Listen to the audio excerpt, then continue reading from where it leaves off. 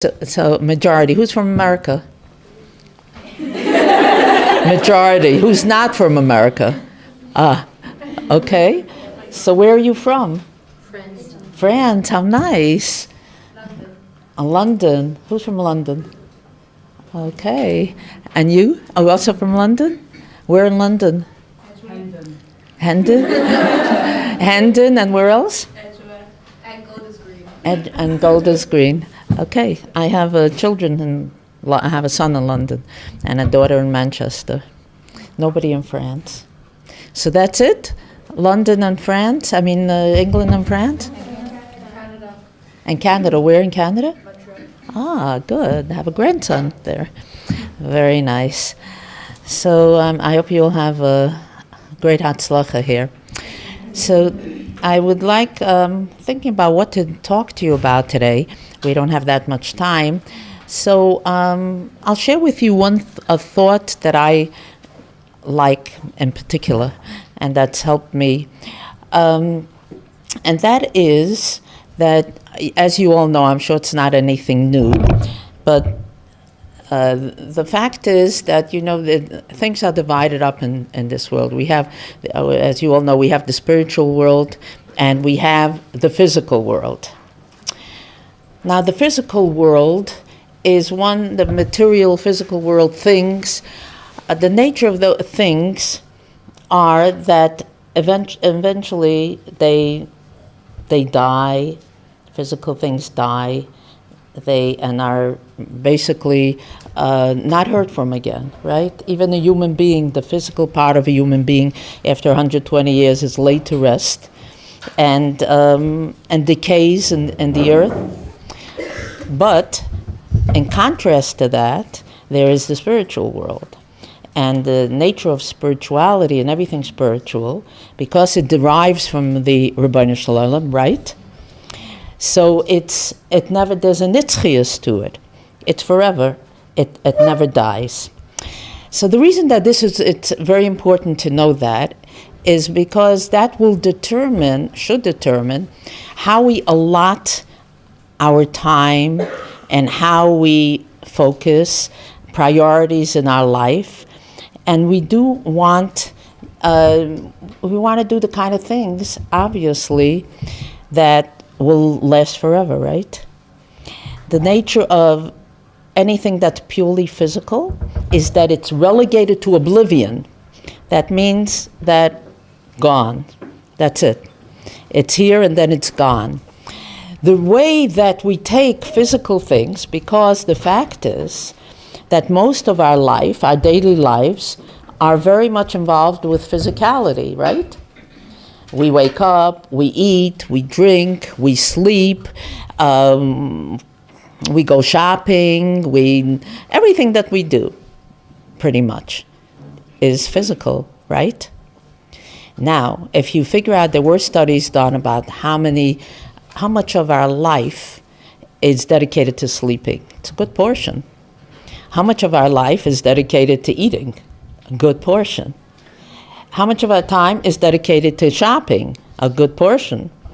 Now, if all of that time is relegated to oblivion, it's going to be gone and never heard from, then most of our life it seems to be useless, right? We go through this world, and most of it will die, and that's a terrible thought.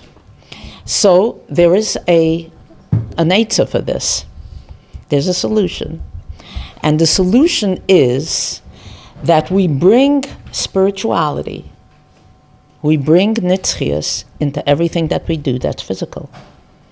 And what that means is that obviously we know that before we eat, we partake of anything, that we make a bracha, right?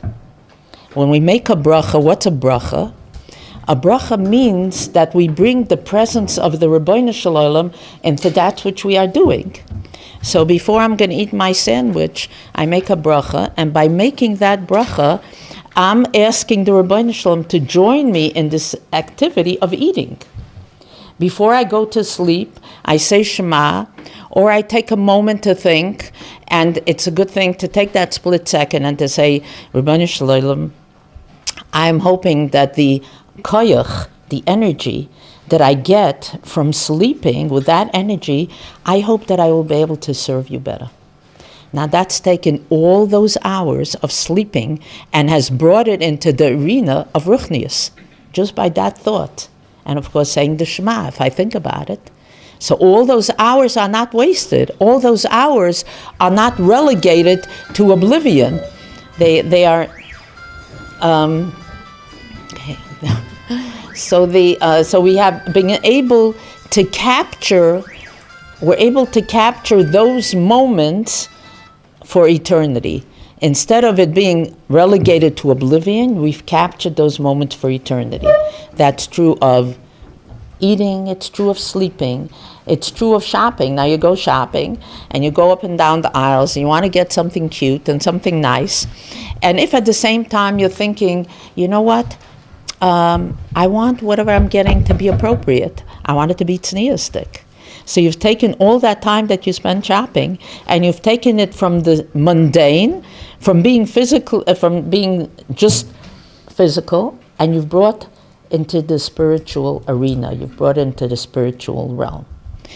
And one of the ways that that's easy to do, because it sounds maybe a little complicated, or maybe I made it sound, it's not complicated, maybe I made it sound complicated, but the way to really do this in a very simple level is before we do anything, to ask ourselves, is Hashem, is the Rebbetzin going to be comfortable, so to speak, kaviyachol, when I'm doing what I'm doing?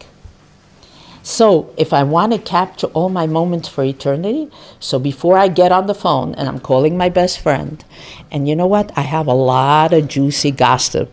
I could tell my friend some interesting things. You know what this one did, you know where this one went, you know what's happening here, you know what's happening there. All of us can deliver ourselves of many things. If I ask myself, is the Rebbeinu Shalom going to be comfortable being here now as I talk to my friend in this way? Or am I going to drive his presence away? If I can say, yes, the Rebbeinu Shalom is going to be comfortable, then I've captured those moments for eternity. Then speaking, which we do a lot of, especially they accuse women of speaking a lot. I don't know, they say women have... they say that Asara Kavan Shel Sicha Yardul Olam, 10 Kavan of a conversation came down to the world, and they say women took 9. Of course, women don't like that, being accused of being that talkative. So the response in Yiddish is women took 9 mus, which is 9 measures, and men took unamus. Men took, without even calculations, more than even you can count. That's our response, a humorous response. However, women do enjoy speaking. We like talking to our friends. Men aren't relational beings like women are. Men, we always have this thing. My husband, Zangezind, and myself, our kids call from out of town. My husband will pick up the phone. He'll say, "So how are you?" And they'll say, "Fine." And then we hear a click. That's it. And I'll stay on the phone, and half an hour later, my husband will come up from his office, and he'll say, "Who are you talking to?" I said, "I'm talking to Cookie." "Cookie? It's a half an hour since she called." He said, "What are you talking to her about for so long?" I said, "We have many things to talk about." And men, for the most part, are much, if you know your fathers or your brothers, and they'll be very succinct. Get to the point, and they're done. And women, we have things to talk about. We have feelings we want to share and such. We are relational beings. In any case, all of this stuff that we talk about can fall into one or two categories. A category where Hashem is comfortable being here now as I'm talking to my friend or whomever I'm talking to, or I drive Hashem's presence out.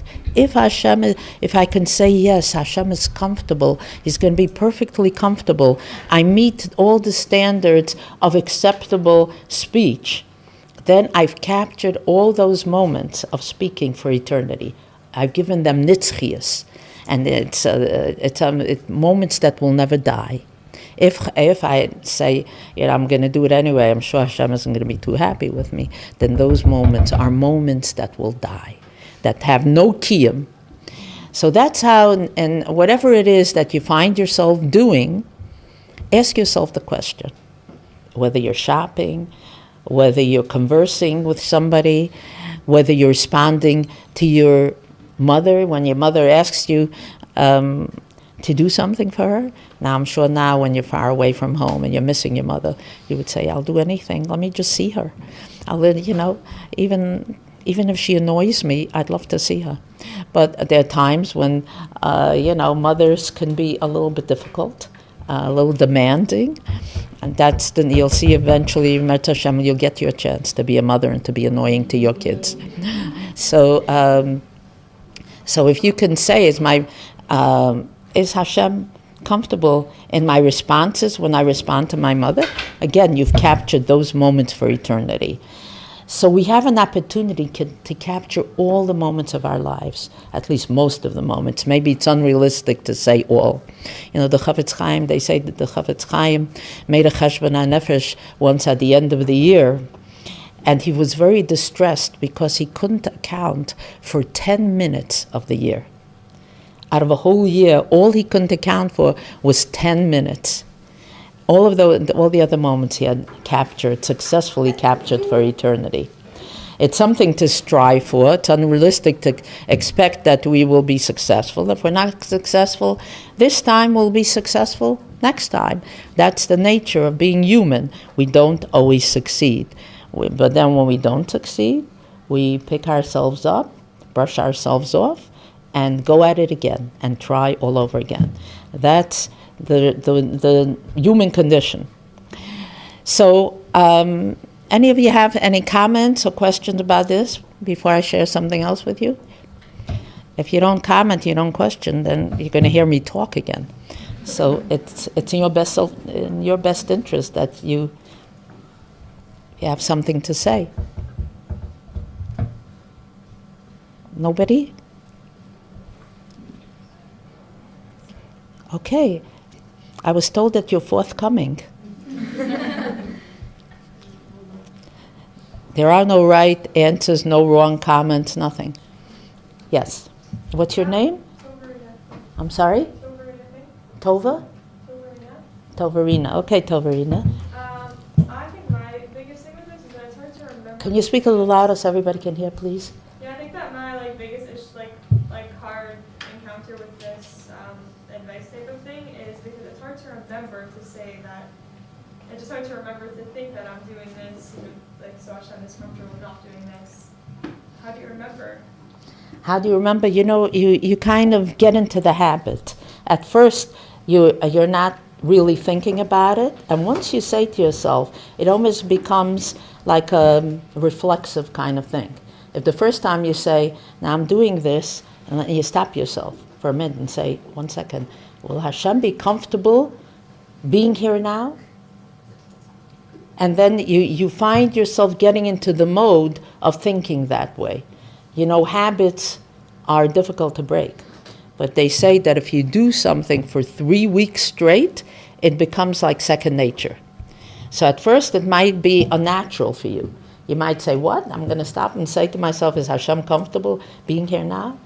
And eventually it becomes a second habit to you. So it just takes time. Anything new takes time. Anybody else? That was a good question. Anybody else? Nobody else? Okay. Yes? We're pretty young, so how do we know what's the right amount to think about that kind of mindset? You're pretty young, so how do you know? So we're pretty young, but we don't want to go straight to that level of everyday thinking that. So how do we break it down? You're pretty young. Actually, that's the best time. The best time because, the Mishnah says that a young person is like a clean slate. It's a clean slate. You don't have all kind of scribbling on it. Older people like myself and like some of my friends back there who try to pretend they're young, but they're really my age. Anyway, so for us, when you come and we try to remember to do certain things, we try to break our habits, so we have all those years of like scribbling on the slate. And you know when you have a slate, and even when you try to erase what's there, there's always some mark left.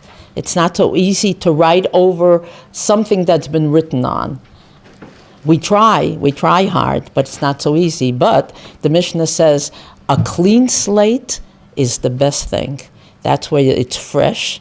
You're not writing over things. You're not trying to get rid of other things. That's the best time to begin. If you begin, and yes, you are very young, and that's to your advantage. And if you start saying to yourself, you know what, I want my whole life, I want to capture my whole life for eternity. I want it to be something that lasts forever. I want to have the benefit of that. I want to have the benefit of the Rebbetzin Shalom being in my life. And it's not such a difficult thing to say. It's just saying to yourself or thinking it. You don't have to say it. You just think it.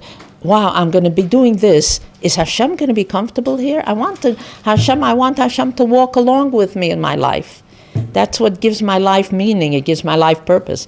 So I just get into the habit of just thinking for a split second. Again, we're not always going to be successful. Is Hashem comfortable being here with me now, as I'm about to do whatever I'm about to do? When you say the bracha, you say, oh, good. This means that Hashem's going to be comfortable. I'm going to eat and I'm going to enjoy my food. Hashem wants me to enjoy it. And because I'm eating and I've made a bracha, I've thanked Hashem for it, Hashem's going to be comfortable. I'm eating the right things. Is Hashem happy? Going to be happy that I'm eating, my vegetables, Or if I'm eating an excessive amount of candy, maybe Hashem would be saying to me, go easy, darling, go easy. It's not the best thing. It's not in your best interest. So I'm thinking that too. But anyway, is Hashem comfortable being here now? I think you'll see that if you begin to think that way, it won't be so difficult. Dafka, because you're young. Just try. You'll see. Next time I meet him, I'll ask you how it was, how'd it go? Okay, so the other thing that I really wanted to tell you about that's very, very, very important is how important you are to the Rebbetzin Shalom. Each and every one of you. Each and every one of you. How much the Rebbetzin Shalom loves you. Do you feel that? Do you feel that on a regular basis?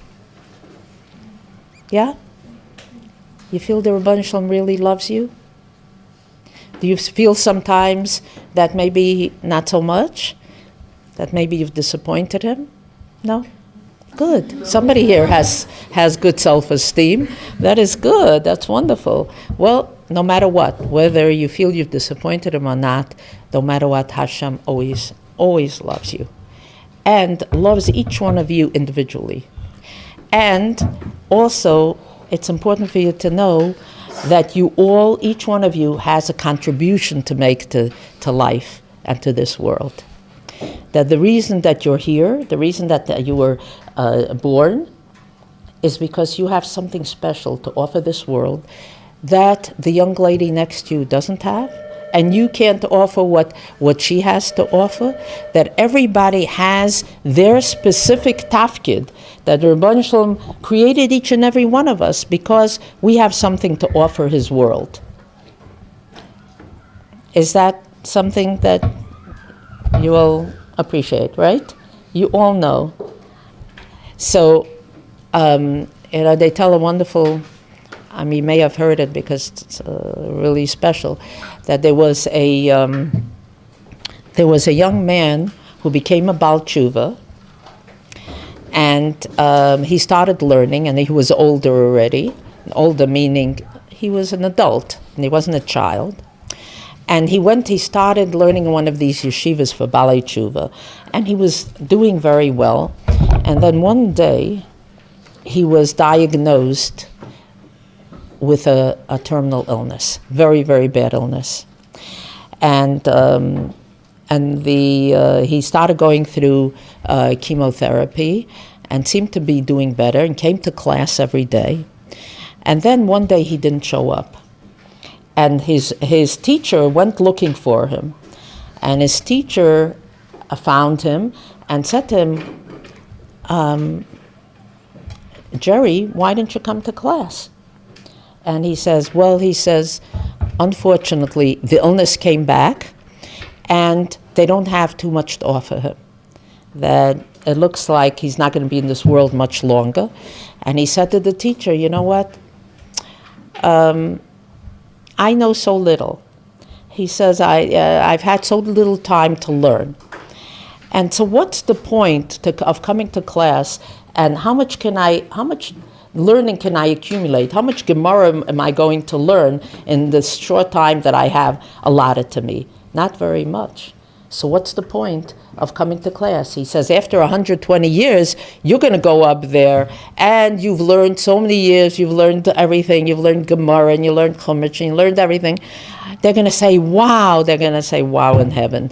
This person really accomplished a lot. He says, I'm going to come up in a short while, and they're going to look at me, and they're going to say, look at how little you learned.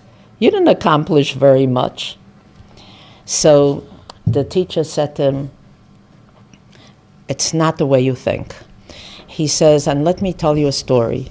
He says there was a great composer, I don't know if you heard of him, Toscanini.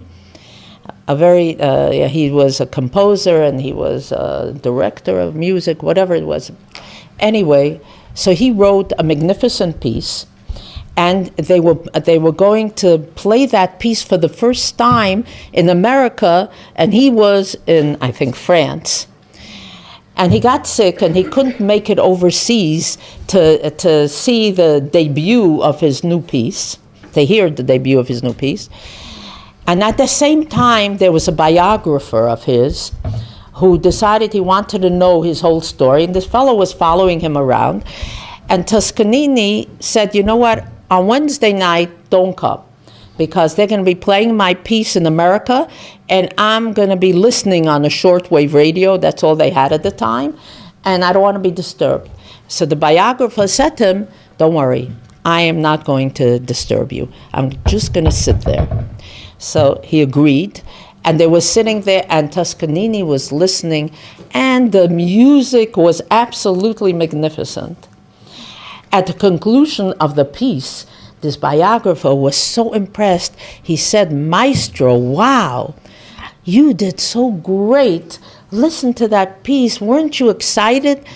And Toscanini said, yes, it was nicely done, but it wasn't perfect. There was a violin missing. And this biographer said, seriously? There was a violin missing? He said, there was a violin missing. He says, how do you know? He says, I am the music person, and I wrote the piece, and I'm telling you there was a violin piece, there was a violin missing. So the biographer called the office in New York the next morning, and he said to them, tell me about how many musicians were in the orchestra. And the fellow said, 120. He said, how many violins?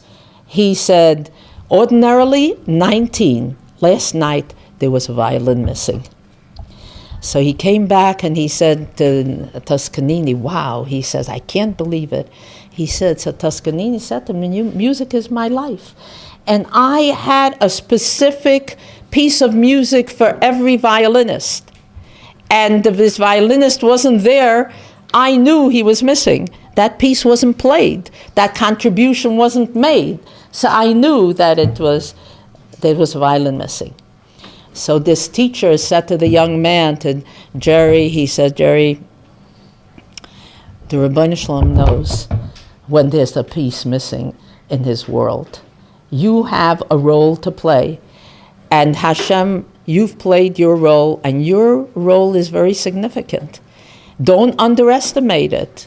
And you have to continue to come and learn for as long as you can learn.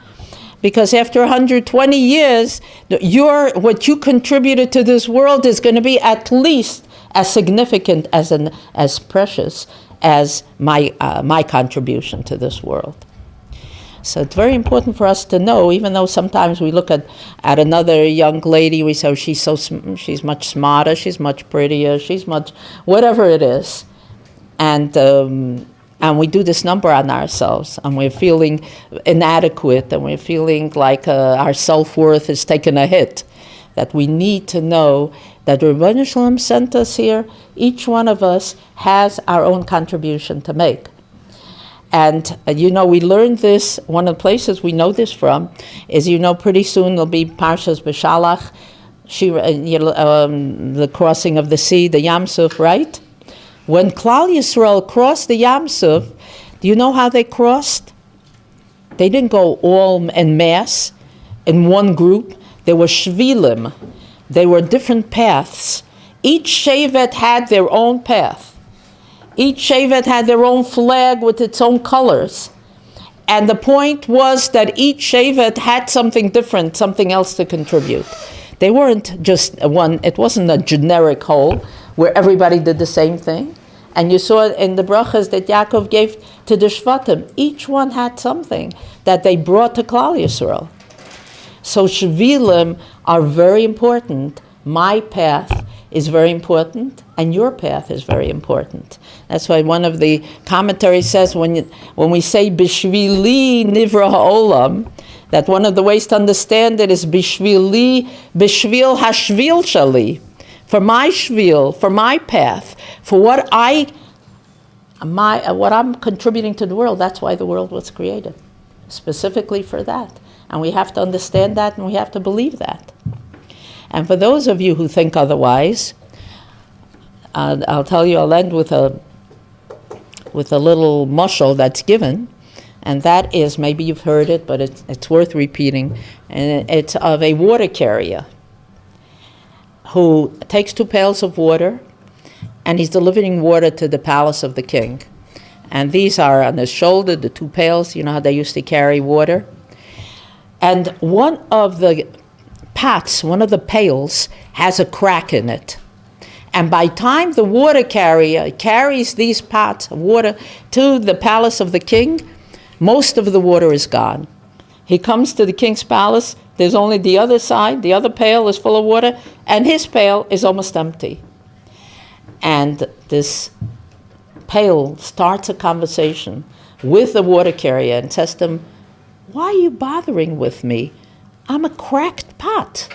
I'm deficient. I'm blemished. I'm not whole. Why don't you just dispose of me and get yourself an intact pail? And you'll be able to deliver 2 pails of water to the king, not just one. So the water carrier said to him, please come along and look where I tell you to look. He says, look on your side of the road. What do you see on your side of the road? And this pail says, I see flowers, I see trees, I see verdant grass, I see a space that's beautiful in its greenery. And he said to him, what do you see on the other side? He says, the other side is bare and barren. It has nothing. Okay. Okay, I'm finishing. Okay. Just let me finish this story. Okay. So he says to him, the pail says, I see nothing's growing on the other side. So the water carrier says to him, so don't you see that I specifically wanted a pail that had a crack, that would, where water would leak out on your side of the road, because I had planted seeds there. And I wanted you to water those seeds so that flowers can bloom and trees can grow. It was deliberate on my part. That's what I wanted. So on the other side, by the pail that appears to be whole, there's nothing growing.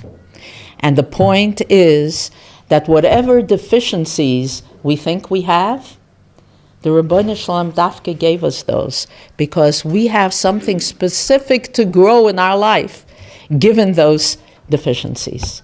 Rebbetzin Shalom wanted somebody like ourselves to be doing the work that only we can do, despite what we observe in ourselves and determine that they are deficiencies. In Rebbeinu Shalom's eyes, they're not deficiencies. Given what we have, that's the avoda that we have to do in our lives. So for all of you, don't ever underestimate yourselves. The Kotzker Rebbe used to say that the worst sin is for a Jew to underestimate themselves. And don't try to be like anybody else. Again, the Kotzker Rebbe, who was very known for his very sharp talk, he said, try to get this. If I am I, because I am I, and you are you because you are you, then I am I and you are you. You've heard this before? Okay. But if I am I because you are you, and you are you because I am I, then I am not I and you are not you. So the point is that I have to be I and you have to be you, because that's what the Rebbeinu Shalom wants. He's given us each a very specific tafkid in life, and we have to work on achieving that tafkid, not comparing ourselves to anybody else. Comparisons are terrible, inappropriate, and not legitimate. We have to try to reach for our potential, to be who we are meant to be. So I wish you all a lot of hatzlacha in your avoda and in your 1 year or 2 years here? 1 year. And what month are we in? January. It's almost half gone. So make the most of it.